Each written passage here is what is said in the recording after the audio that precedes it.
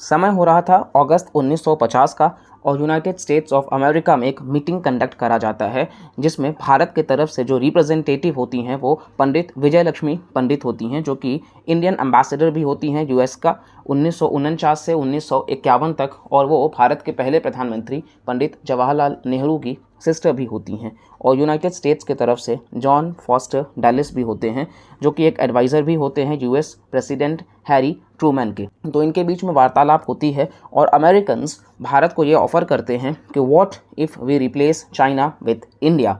तो कहीं ना कहीं आप देखेंगे कि यूएन का जो फॉर्मेशन 1945 में हुआ था, तो उस वक्त आप देखोगे कि 5 परमानेंट मेंबर्स हुआ करते थे, जो कि United states of America, Soviet union यानी आज का जो रशिया है, चाइना जिसको उस वक्त रूल नेशनलिस्ट्स करते थे, यूनाइटेड किंगडम और फ्रांस। तो ये 5 परमानेंट मेंबर्स हैं और आज भी यही परमानेंट मेंबर्स हैं जिनके पास में वीटो पावर भी होता है, जिसको आप देखोगे कि कई बार चाइना जो है वो जस्ट बिकॉज कि ये 4 नेशंस चाहते हैं कि परमानेंट सदस्यता भारत को भी मिल जाए, लेकिन अब चाइना लगातार अपने वीटो पावर का इस्तेमाल करके भारत की सदस्यता पर रोक लगा देता है। और यहाँ तक कि कई बार उन्होंने पाकिस्तान बेस्ड टेररिस्ट जो हैं उनके ऊपर भी सैंक्शंस ना लगे, इसको लेकर के भी वो वीटो करते आए हैं।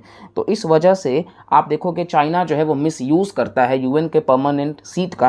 तो वो समय ही अमेरिकन्स भारत को ये अपॉर्चुनिटी दे रहे थे कि हम चाइना से भारत को रिप्लेस कर देते हैं, लेकिन भारत ने उस वक्त उस प्रपोज़ल को रिजेक्ट कर दिया था। नेहरू जी उस समय उन्होंने यही कहा था कि यह बहुत अलग होगा कि हम चाइना के साथ में रिश्तों को ख़राब करें और फिर भारत और चाइना के संबंध में हम दरार लाएं।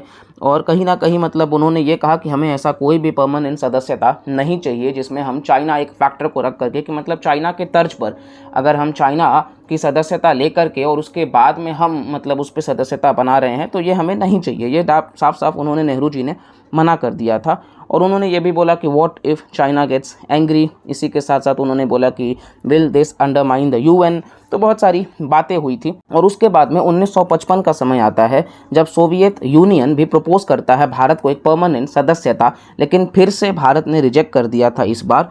और इस बार जो नेहरू जी का कहना था कि कहीं ना कहीं हम अपने पोजीशंस को बचाने में विश्वास रखते हैं और चाइना का एडमिशन जो है वो अच्छी बात है, उसका पॉसिबिलिटी रहना चाहिए, और भारत किसी भी तरीके से किसी कंट्री को हम रिप्लेस करके नहीं, और साथ साथ में पहले बाकी सारे मेंबर्स जो हैं वो परमानेंट सदस्यता ले, उसके बाद भारत सोचेगा। अब ये नेहरू जी के मन में क्या था कि किन नेशंस को वो टारगेट करते थे कि पहले वो बने उसके बाद भारत बने, और चाइना से इतना प्रेम क्यों। अब आप देखोगे तो कई बार इसके प्रोज और कॉन्स में लोग इसको राइट डिसीजन भी मानते हैं और हिमालयन ब्लंडर भी मानते हैं।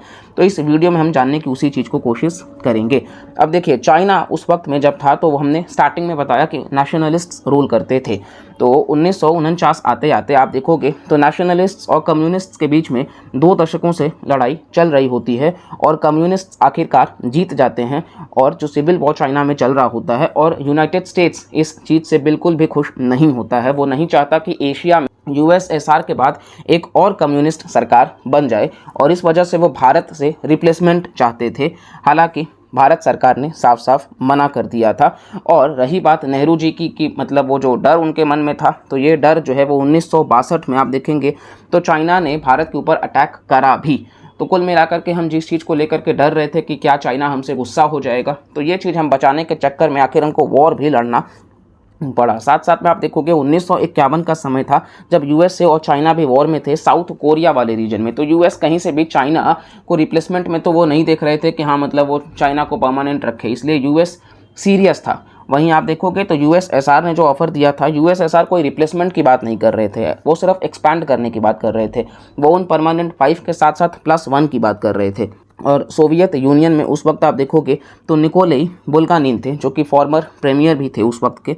फिर 1955 के समय में नेहरू जी को पार्लियामेंट में यूएनएससी के सीट पर कई बार सवाल भी पूछा जाता है, जिसको लेकर के आप देखोगे तो नेहरू जी ने मना कर दिया था कि ऐसा कोई ऑफ़र नहीं था, ये उड़ता उड़ता खबर है, इसका कोई पुष्टि नहीं है।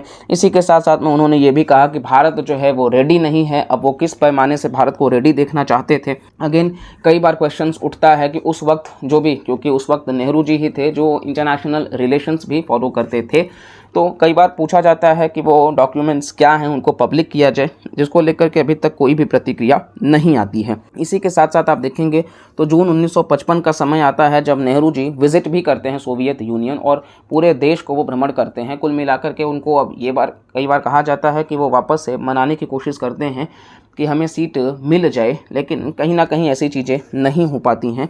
और आज वर्तमान में जो है, अगर हम अब के समय में देखें भारत को, तो भारत बिल्कुल डिज़र्व करता है, जस्ट बिकॉज कि भारत दुनिया का सबसे बड़ा डेमोक्रेटिक नेशन है, भारत न्यूक्लियर पावर्ड स्टेट है। इसी के साथ साथ में आप देखोगे तो भारत फास्टेस्ट ग्रोइंग इकोनॉमी है और भारत कहीं ना कहीं बहुत जल्द हम यूएसए को भी पीछे कर देंगे गोल्डमैन शेयर्स के रिपोर्ट के हिसाब से कि हम सेकेंड लार्जेस्ट इकोनॉमी बन जाएंगे 2075 तक।